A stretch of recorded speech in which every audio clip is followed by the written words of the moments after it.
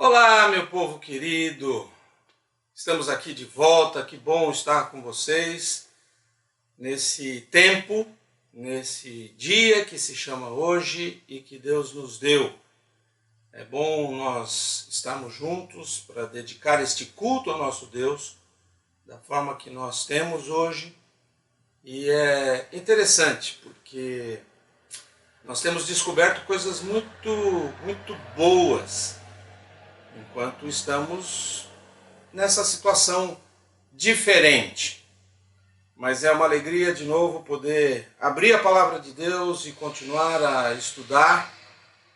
Estamos estudando a segunda carta de Paulo aos Coríntios e eu vou pedir que você abra a sua Bíblia no capítulo 11.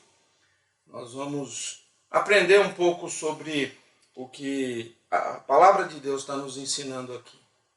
Vamos orar, pedir para que Deus fale conosco.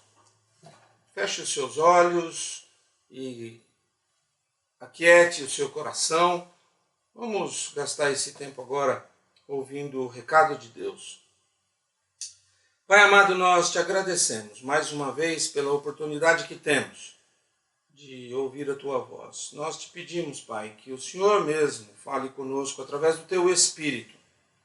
Que a tua palavra, quando for lida, quando for aprendida, possa transformar os nossos corações. Nós estejamos atentos ao que o Senhor quer dizer para nós hoje. E usa-nos todos os dias, o tempo todo, para a tua honra e para a tua glória.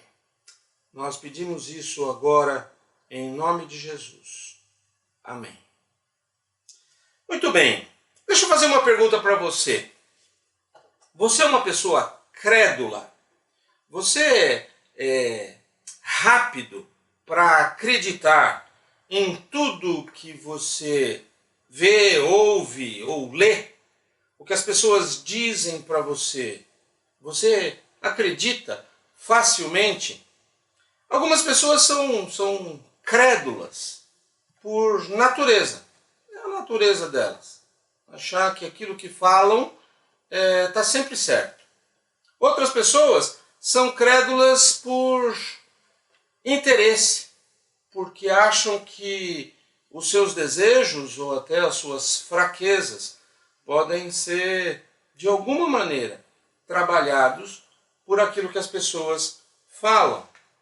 Os coríntios, Paulo está tratando aqui, eles foram muito rápidos em acreditar naquilo que falsos mestres estavam ensinando. Um pouco porque eles queriam estar assim por cima, estar com tudo, ser chamados de pessoas inovadoras, descoladas, atualizados. Nós precisamos tomar cuidado com isso, porque muitas vezes nós nos deixamos levar por coisas que nem sempre são reais. Em vez de ser como Jesus, os coríntios estavam mais preocupados com a sociedade ao seu redor. E isso pode, com certeza, acontecer conosco também. Quando a gente olha aqui para o capítulo 11 de 2 Coríntios, nós podemos aprender como nós podemos trabalhar com esta credulidade e aprender a distinguir o erro do acerto, o erro da verdade. Mas nós vamos fazer isso, então, através de algumas perguntas, e eu gostaria que você estivesse bastante atento e respondesse pessoalmente a essas perguntas que o texto vai fazer para nós. A primeira pergunta que eu quero que você reflita é: quem é que você está ouvindo? Quem você está ouvindo? Veja os primeiros versos do capítulo 11. Nós lemos assim: espero que vocês suportem um pouco mais da minha insensatez. Por favor, continuem a ser pacientes comigo, pois o cuidado que tenho com vocês vem do próprio Deus. Eu os prometi como noiva para um único marido, Cristo. No entanto, temo que sua devoção pura e completa a Cristo seja corrompida de algum modo, Como Eva, que foi enganada pela astúcia da serpente. Vocês aceitam de boa vontade o que qualquer um lhes diz, mesmo que anuncie um Jesus diferente daquele que lhes anunciamos, ou um espírito diferente daquele que vocês receberam, ou boas novas diferentes daquelas em que vocês creram. Contudo, não me considero em nada inferior aos superapóstolos que ensinam essas coisas. Posso não ter a técnica de um grande orador, mas não me falta conhecimento. Deixamos isso bem claro a vocês, de todas as formas possíveis. Paulo estava esperando que os próprios coríntios percebessem o quão vazias eram as palavras dos falsos mestres. Mas como eles não fizeram isso, então ele se sentiu na responsabilidade de reapresentar a verdade para eles. Ele diz: vocês aceitam de boa vontade o que qualquer um diz para vocês. Na NVI a gente lê assim: vocês toleram com facilidade esse ensino. Interessante que Satanás, ele atacou o que Eva pensava sobre Deus. Muitas pessoas afirmam que o primeiro pecado, ou que o pecado entrou no mundo através do ato da desobediência. Mas não é bem assim. O pecado entrou no mundo quando Eva pensou em acreditar no que a serpente lhe dizia. Ela foi crédula. A guerra espiritual começa com os nossos pensamentos, com aquilo que imaginamos. Quando esses pensamentos eles obtêm a vitória, então eles corrompem a nossa devoção completa e pura a Jesus. O campo de batalha verdadeiro é a mente. Por isso é que eu pergunto: quem é que você está ouvindo? Quem é que você está deixando fazer a sua cabeça? Você percebe aqui 3 ensinamentos falsos: um Jesus, um Espírito e um Evangelho diferentes.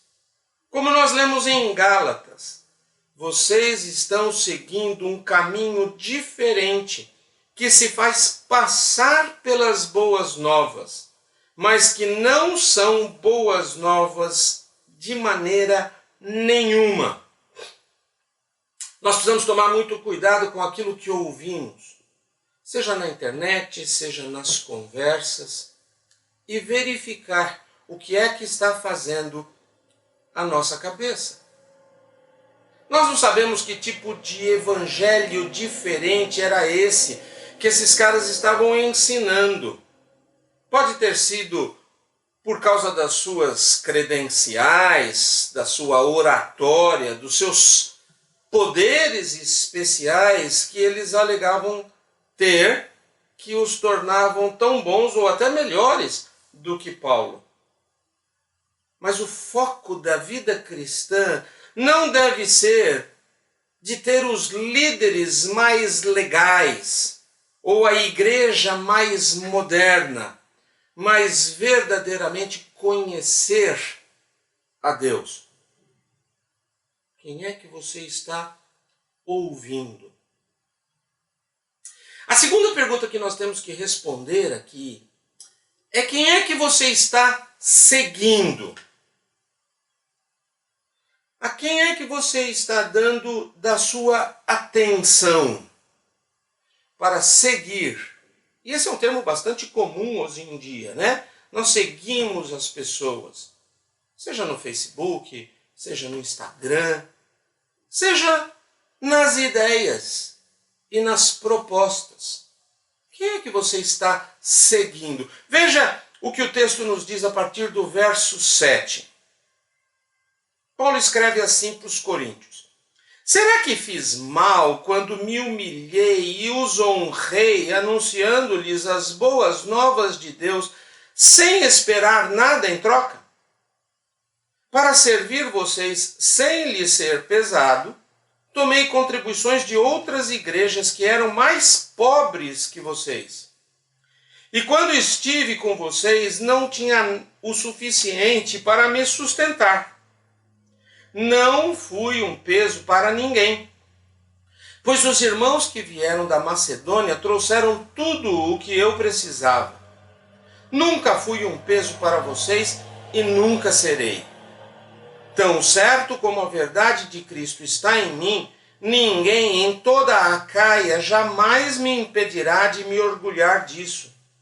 Por quê? Porque não os amo? Deus sabe o quanto eu os amo. Assim, continuarei a fazer o que sempre tenho feito. Com isso, frustrarei aqueles que procuram uma oportunidade de se orgulhar de realizar um trabalho como o nosso. Esses indivíduos são falsos apóstolos, obreiros enganosos, disfarçados de apóstolos de Cristo. Mas não me surpreendo. Até mesmo Satanás se disfarça de anjo de luz. Portanto, não é de admirar que seus servos também finjam ser servos da justiça. No fim, receberão o castigo que suas obras merecem. Aquela cultura, aquele tempo, julgava um palestrante pelo quanto ele cobrava, pelo quanto dinheiro ele tinha que receber pela sua palestra. Se alguém falasse de graça, sem cobrar nada, ele era considerado fraco, sem valor.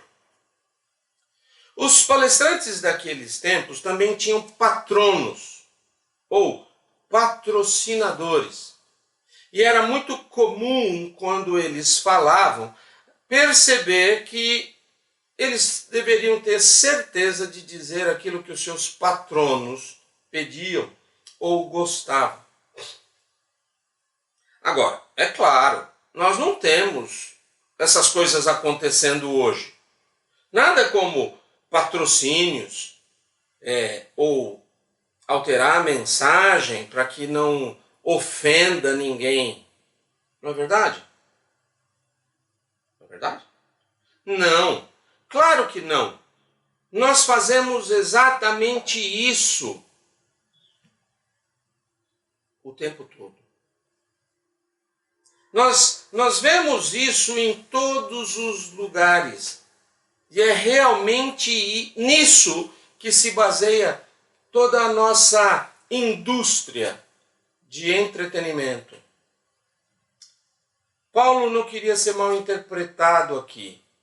Mesmo que ele pudesse ter sido pago ou sustentado pelos coríntios, ele escolheu ganhar o seu próprio dinheiro, o seu próprio sustento para o seu ministério. Isso muitas vezes hoje se chama ministério bivocacional. Quando alguém exerce um ministério numa comunidade, mas ao mesmo tempo se esforça para ter o seu próprio sustento. Seja de outros mantenedores externos, como um missionário, por exemplo, seja de um trabalho que tira um pouco do tempo e da atenção, mas que não traz o peso do sustento. Não existe nada de errado nisso. Mas é interessante que Paulo foi julgado justamente por causa daquilo que ele fez. Além disso, Paulo usou o apoio de outras igrejas, as ofertas e a manutenção de outras igrejas para não sobrecarregar os coríntios. Por que Paulo fez isso? Vamos pensar.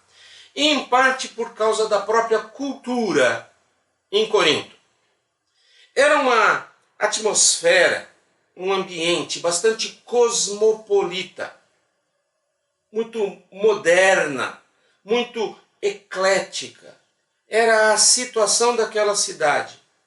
E Paulo não queria que a mensagem do Evangelho fosse confundida ou se misturasse com tudo mais que estava acontecendo na cultura daquela cidade.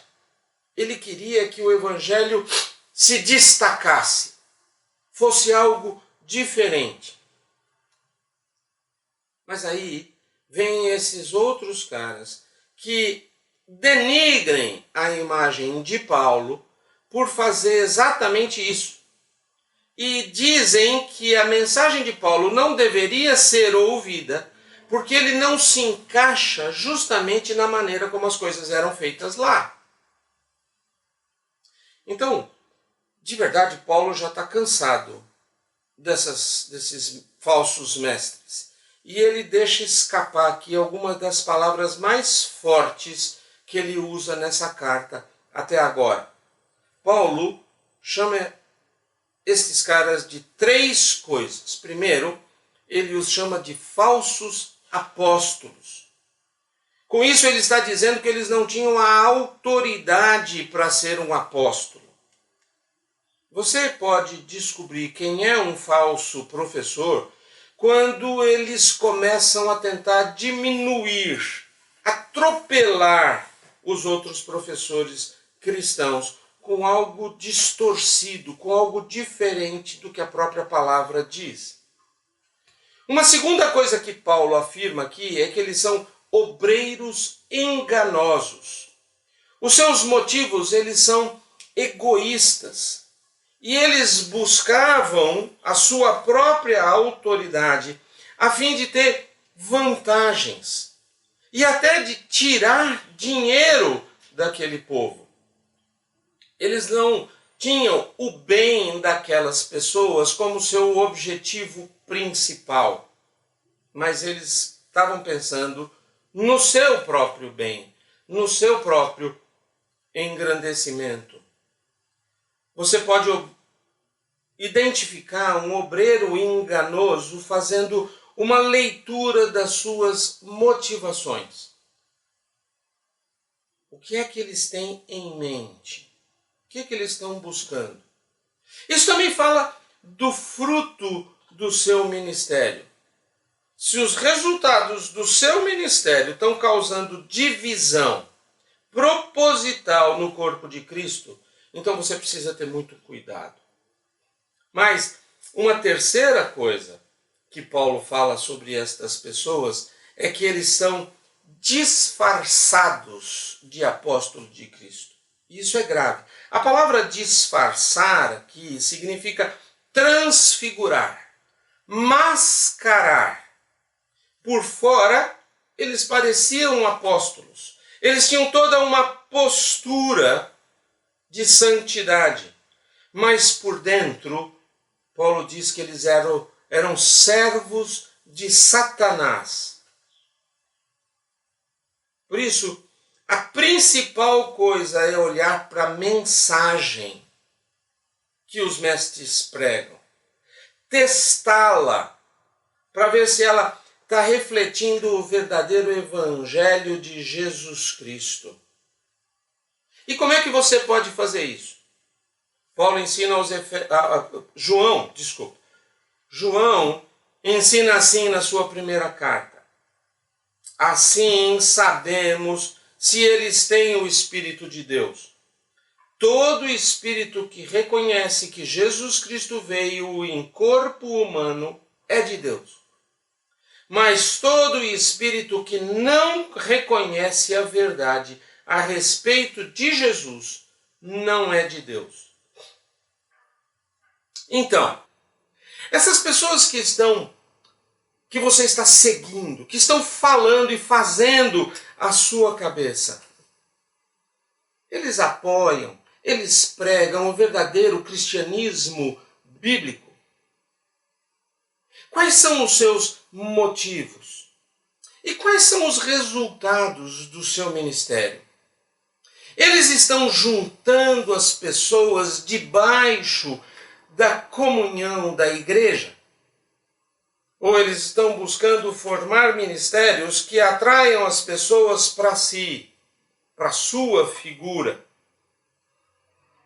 E essa mensagem que eles pregam está em conformidade com a palavra de Deus, com o verdadeiro evangelho de Jesus?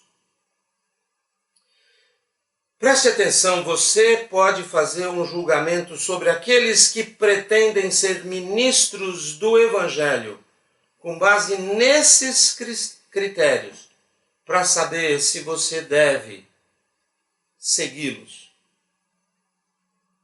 É um tema recorrente na palavra de Deus, os sinais externos do sucesso, dizendo que eles não são iguais à verdadeira autoridade espiritual, ou à verdadeira obra do Espírito de Deus nos corações dos homens. Cuidado, nem sempre aquilo que está dando certo está certo.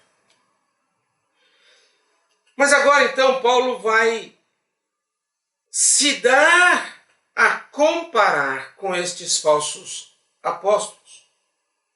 Eles obtiveram as melhores referências, as melhores credenciais, as melhores recomendações, mas eles não fizeram uma coisa, que foi dar as suas vidas totalmente ao serviço de Cristo. Por isso a pergunta que eu quero fazer para você agora é: a quem é que você está servindo?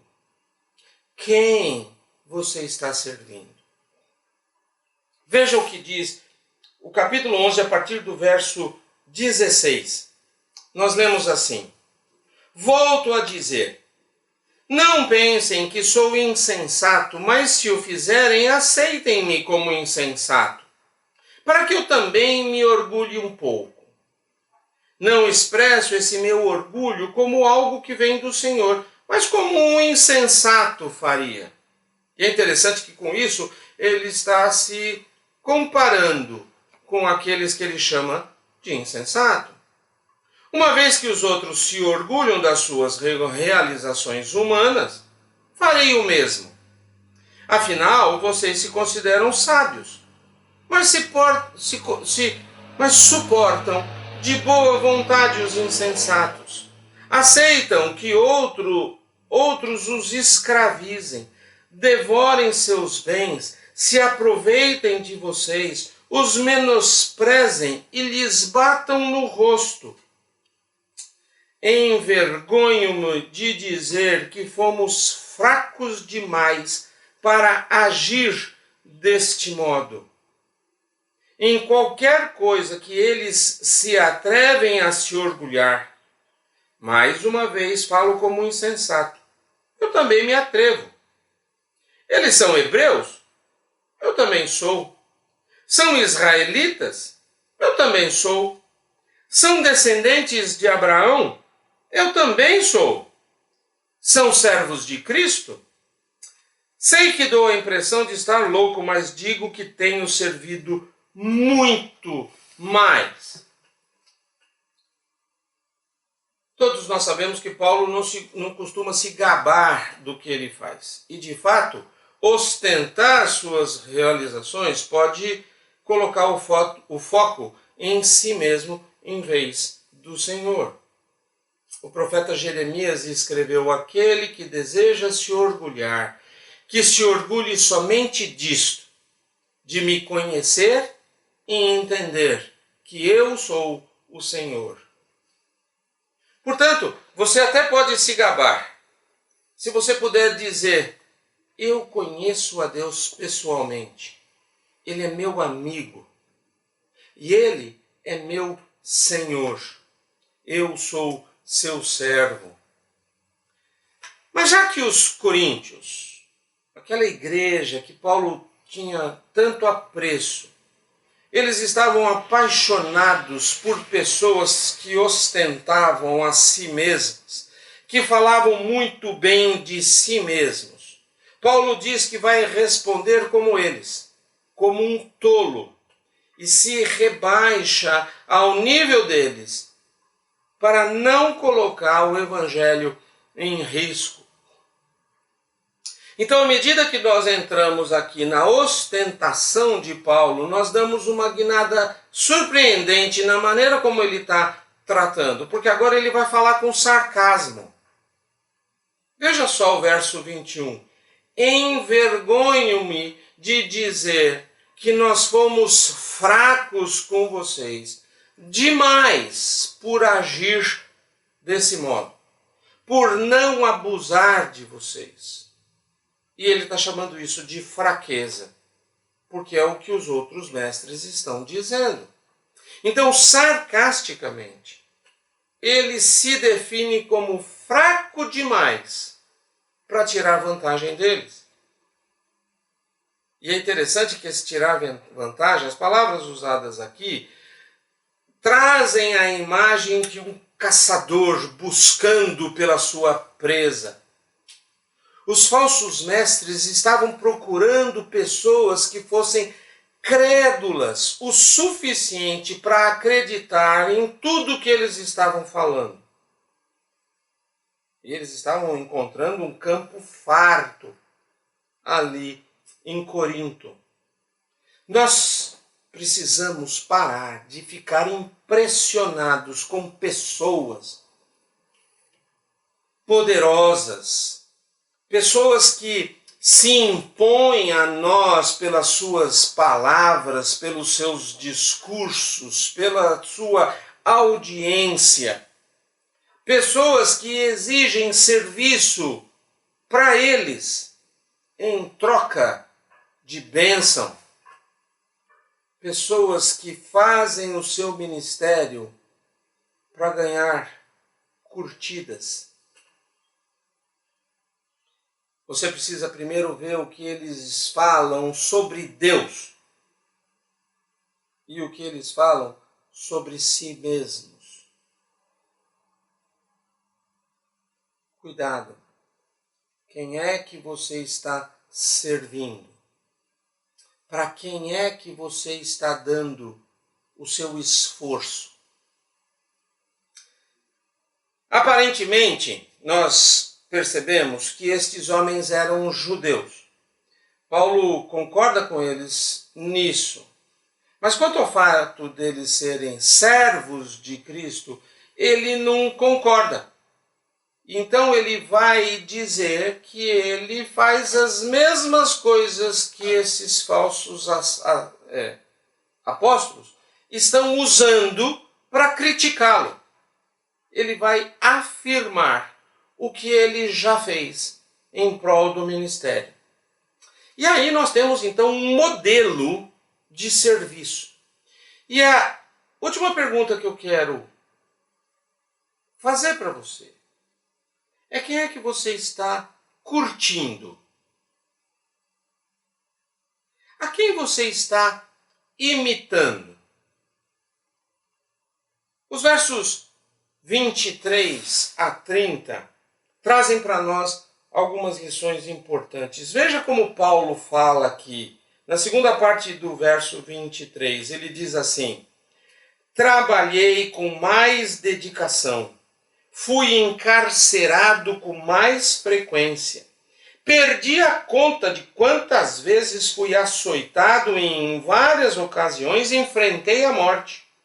5 vezes recebi dos líderes judeus os 39 açoites, que eram o máximo que um romano poderia receber.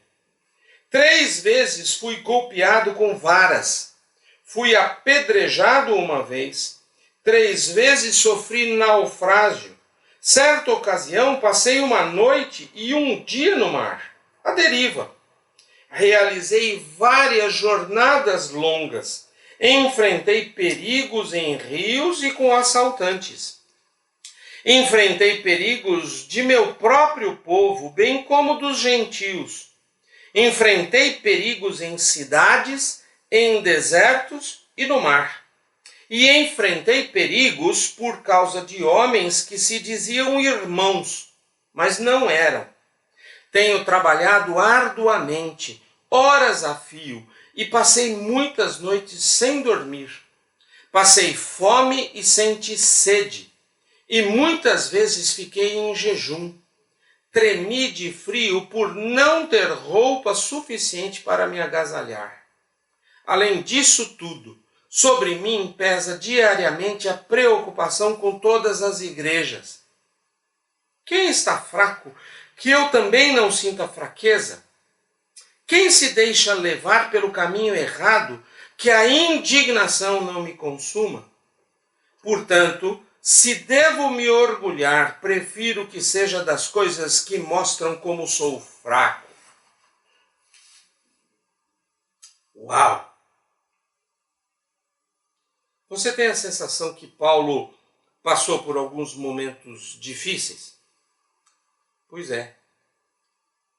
Os seus oponentes, aqueles que estavam tentando denegrir a imagem de Paulo, estavam dizendo que todos os problemas de Paulo mostravam que Deus não poderia estar naquilo que ele estava fazendo. Eles usavam justamente todos estes testemunhos de Paulo para dizer que ele era fraco, que as circunstâncias externas deveriam ser indicativas do favor, da graça, da bênção de Deus. E não estava acontecendo isso com Paulo. Interessante porque hoje nós vemos isso acontecer muito.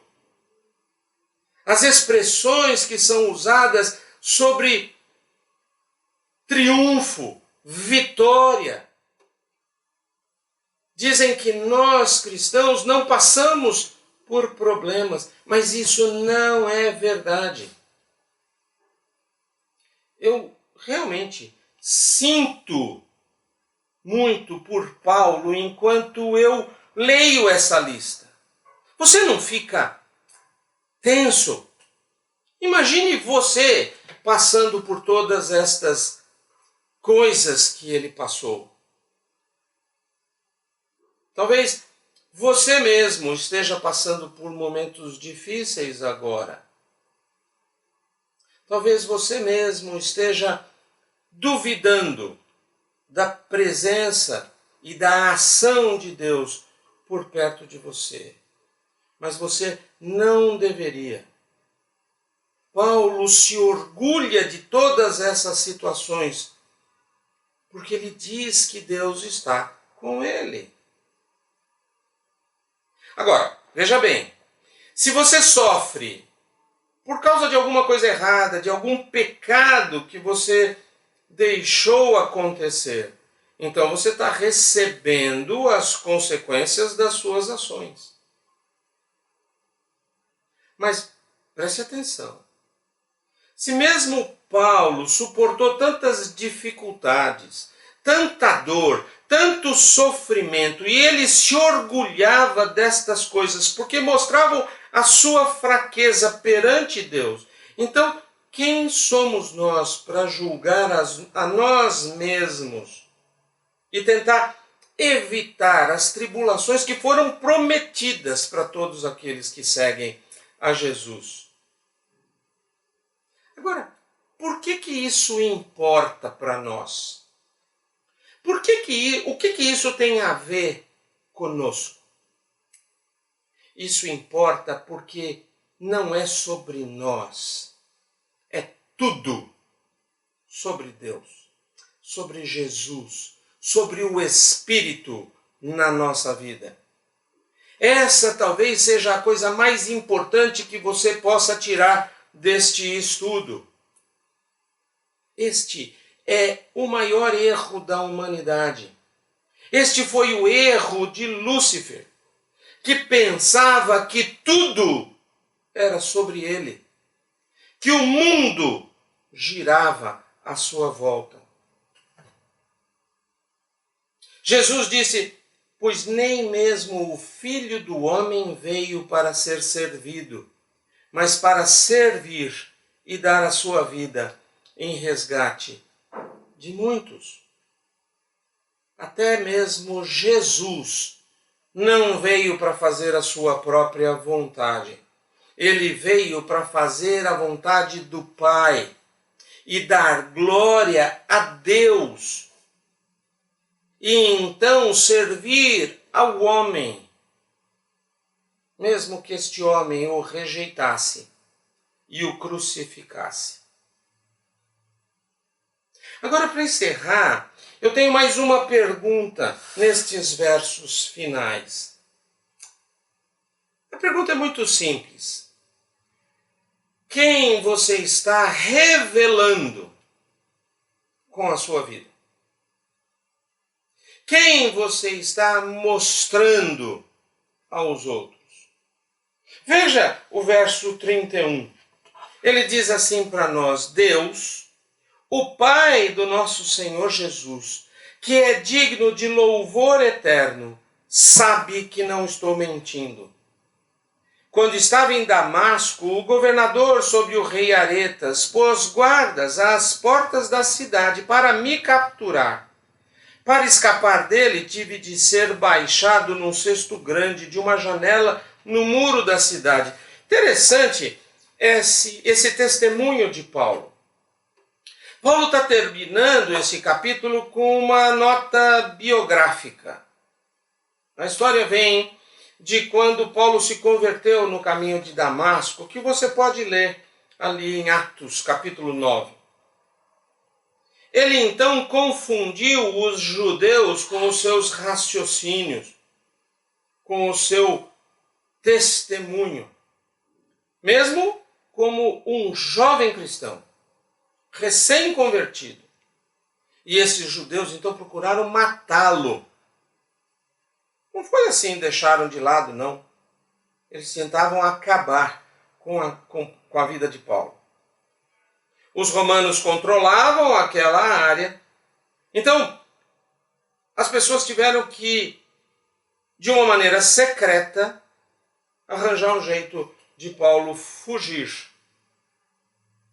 Os oponentes de Paulo diziam que este era um exemplo da covardia de Paulo. Mas ele usa esse episódio para ilustrar que desde o início ele foi chamado para revelar, para mostrar ao mundo a presença de Deus na sua vida.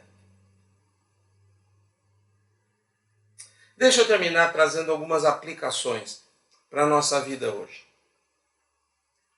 A primeira é que muitas vezes nós confundimos poder com bênção. Nós somos achamos que somos abençoados quando nós temos poder. Quando na realidade o sofrimento é mais normal para o cristão que anda com Deus. Filipenses 3 diz para nós: eu quero conhecer a Cristo e experimentar o grande poder que o ressuscitou. E completa: quero sofrer com ele, participando da sua morte, para de alguma forma alcançar a ressurreição dos mortos. Uma segunda questão de aplicação é: você tem orgulho de ser cristão? É interessante isso. Você tem orgulho de Deus na sua vida? Ou pelo contrário, você tem vergonha de dizer aos outros que é crente? Você tem receio de dizer que vai aos cultos e por isso você não convida os seus amigos? O que eles vão pensar? Mateus 10 diz para nós: quem me reconhecer em público aqui na terra, eu o reconhecerei diante do meu Pai no céu. Mas quem me negar aqui na terra, eu também o negarei diante do meu Pai no céu. Será que às vezes você tem vergonha de quem sofre? Às vezes você fica com vergonha de pertencer à família de Cristo, especialmente perto daqueles que zombam dele abertamente? Ou você se orgulha porque você o conhece? Aqui é algo bastante interessante para pensar. Uma última aplicação para você. Não deixe que as circunstâncias externas digam se você está seguindo a vontade de Deus. Preste atenção. Não permita que apenas aquilo que acontece ao seu redor vá dizer para você se você está debaixo da bênção de Deus. Lembre-se, é a transformação interna e não o resultado externo que importa. O ponto principal dessa passagem está no verso 30. Quando Paulo diz: se devo me orgulhar, prefiro que seja das coisas que mostram como sou fraco. Paulo sabe que um dia a verdade vai aparecer. E isso vale para nós também. No fim, os nossos verdadeiros motivos vão ser revelados. Então, por que a gente não serve a Deus agora e pede para que Ele purifique os nossos motivos agora? De alguma maneira, nós, cristãos de hoje, precisamos aprender a viver a vida de um verdadeiro discípulo de Jesus, em crescimento e em serviço.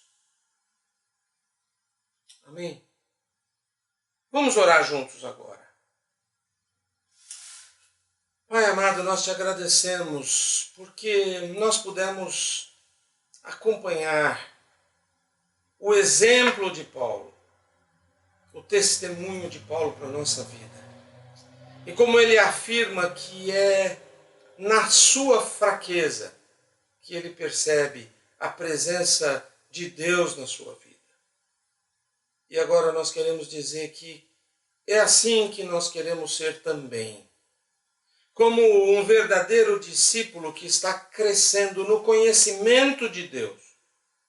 E com isso vivendo cada vez mais de acordo com o que o Senhor tem para nós. Faz de nós teus servos. E com isso faz de nós testemunhas que mostrem ao mundo, que revelem ao mundo aquele a quem ouvimos, a quem seguimos e a quem servimos. Dá-nos o cuidado, a atenção com as pessoas, com as palavras. Nós pedimos isso, certos de que o teu Espírito está em nós, buscando fazer de nós cristãos, discípulos de Jesus Cristo, mais parecidos com Ele. E oramos assim em nome de Jesus. Amém. Que a graça do Senhor esteja com você durante esta semana. Às 7 horas tem o encontro com os jovens. E que Deus abençoe você.